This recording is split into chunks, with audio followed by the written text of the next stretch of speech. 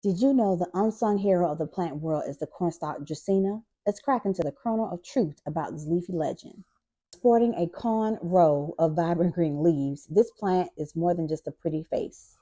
It's a low light loving, air cleaning powerhouse that is as chill as a cucumber in a bowl of salad.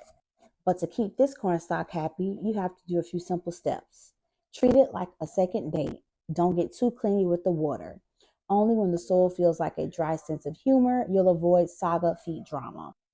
This plant is a fan of the shade. If it had a choice, it'd live in a cave. Keep it out of direct sunlight, or it might just throw some shade back at you. A few characteristics is it has a feature of long green leaves with yellow stripes running down the center that resembles a cornstalk.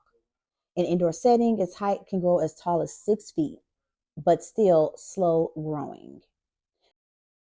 Feed Miss Seymour. A little food goes a long way. A light snack of fertilizer every few weeks keeps it from getting hangry.